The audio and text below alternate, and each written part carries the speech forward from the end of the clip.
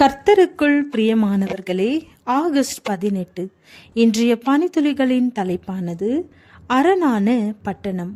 வசனம் சங்கீதம் 60வது அதிகாரம் 9வது வசனம்.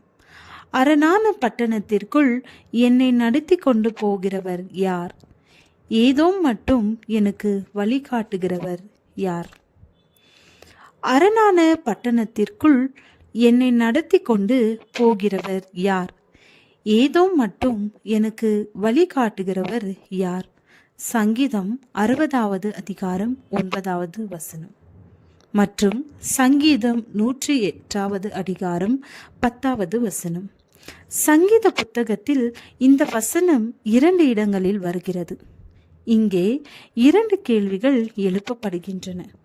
முதலாவது, அரணான பட்டணத்திற்குள் என்னை நடத்தி கொண்டு போகிறவர் யார்? இரண்டாவது, எனக்கு வழிகாட்டுகிறவர் யார்? இன்றைய மனிதனுக்கு அரணான பாதுகாப்பு இல்லை. அவன் திறந்தவெளி மைதானத்தில் இருப்பது போல இருக்கிறான். வியாதிகள், அசுத்த ஆவியின் தாக்கங்கள், பல நெருக்கடிகள் ஒருவனுடைய வாழ்க்கையை சிதைத்து விடுகிறது. ஏராளமானோர் அரணான பட்டணம் எங்கே என்று தேடுகிறார்கள். முதலாக ஒரு பட்டணத்தை கட்டினவன் கொலைகாரனாகிய காயின். இன்றைக்கு அந்த பட்டணம் இல்லை. சரித்திரத்திலே புகழ் பெற்றிருந்த ஆசிரியரின் தலைநகரமாகிய நினிவே பட்டணம் இன்றைக்கு இல்லை. வானபரியந்தம் உயர்த்தப்பட்ட கபர்நகும் இன்றைக்கு இல்லை. கர்த்தரால் சபிக்கப்பட்ட தீரு பட்டணம் இன்றைக்கு இல்லை. ஏராளமான பட்டணங்கள் பூமி அதிர்ச்சிகளுக்கும் பெரும் வெள்ளங்களுக்கும் யுத்தங்களுக்கும் உள்ளாகி போயின. அரணான பட்டணம் எங்கே? 1945ஆம் ஆண்டு 2ஆம் உலக யுத்தத்தின் போது ஜப்பானில் உள்ள ஹிரோஷிமா, நாகசாகி பட்டணங்கள் அணுகுண்டுகளால் அழிந்தது.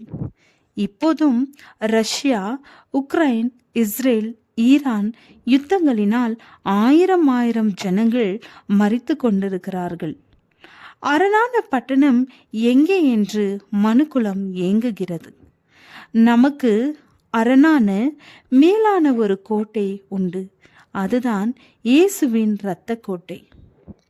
பழைய ஏற்பாட்டில் ஆட்டுக்குட்டியின் இரத்தம் எந்தெந்த வீடுகளில் பூசப்பட்டிருந்ததோ அந்தந்த வீடுகளில் சங்கார தூதனால் நுழைய முடியவில்லை.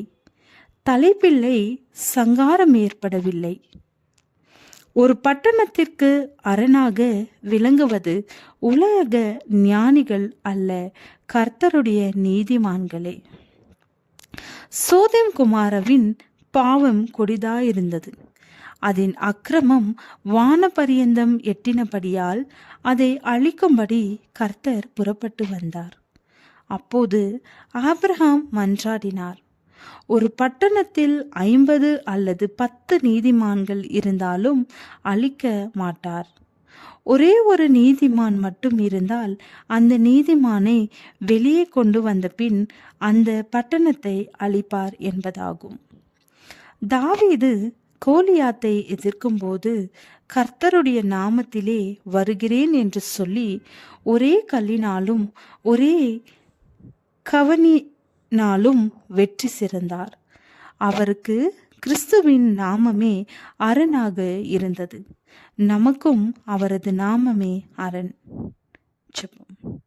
தேவரீர், நீரே எங்கள் அரண். உம்மை நம்பி வருகிறோம். இன்று எங்களை ஆசீர்வதியும். ஆமேன்.